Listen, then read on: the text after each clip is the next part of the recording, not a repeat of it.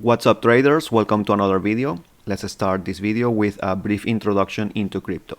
So when we talk crypto, we are referring to virtual assets which are secured by cryptography, and these digital currencies usually have all their transactions validated and recorded on a decentralized network of computers based on blockchain technologies. The blockchain is a distributed ledger ensuring all the integrity for the transactions. This is an essential requirement for all cryptocurrencies so that different users can trust and actually use it. And as you might know already, this technology is valuable since it allows us to have secure online payments alternatives. The first concept I would like to cover is the difference between proof of work versus proof of stake coins. So transactions will be grouped together and encrypted into a block. The way the block is produced might change from one coin to the other. Some coins use a validation process which is called proof of work. And this means there is an effort that takes place for the block to actually be created. This is what we all know as mining. On the other hand, there are some other coins using a different mechanism for achieving the consensus and producing the block, and this is called proof of stake. So we no longer speak about miners, but validator nodes. These nodes are the ones adding the blocks to the blockchain, and it is important for your long-term trading strategy because you can actually take these proof of stake coins and deposit them into the validators so that then they pay you an interest rate. The next concept, which is interesting to know, is understanding the difference between tokens and coins. A coin usually has its own blockchain and technology. Let's take Solana as an example. You have the coin, which is SOL, and you have the Solana network, which is the blockchain. Another example might be Ethereum network, the blockchain, and ETH, which is the coin that runs on this network. Now, what happens when you have a coin with no blockchain? So these coins are actually called tokens. They usually run on blockchains which support smart contracts. For example, you will encounter tokens running on the Ethereum network. You will find tokens on the Binance Smart Chain, on the Solana network, Tron network.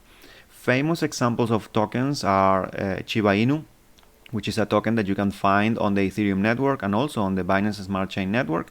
And other examples might be Saitama Inu, SafeMoon. So this is important because some of the tokens that you might be looking to buy only will be available on the centralized trading platforms. Now you might be thinking, okay, but where do I keep or store my coins so I can access them?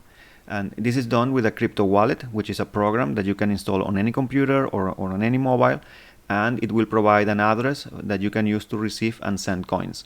Some of these wallets allow you to buy crypto directly in there. Usually some of them are multi-coin, providing addresses for different coins. So examples of these wallets are Guarda Wallet or Atomic Wallet.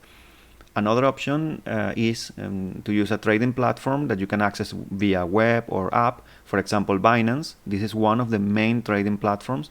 You can buy your crypto directly there and you can store it there as well.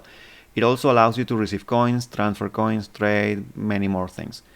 In my personal opinion, I think you need a mix. Okay, I recommend using both wallets and trading apps because some of the coins might be available on one platform and not in the other, or you might encounter better rates for staking in one platform or the other. Also, to keep your investment secure in several locations in case one of them is compromised. So once you have your wallet or your trading app, you have some coins stored there, you can actually stake the coin on those platforms, for example, or you could then decide to participate in some decentralized finance trading applications, which are websites that you can connect and you can place decentralized trades, which you will probably find a better rate in comparison to other trading apps. So it's another channel worth exploring for placing tradings. So after getting this introduction, we're going to cover all of the details and each topic in the next videos. I hope this is interesting for you, and if so, let's jump into the next video.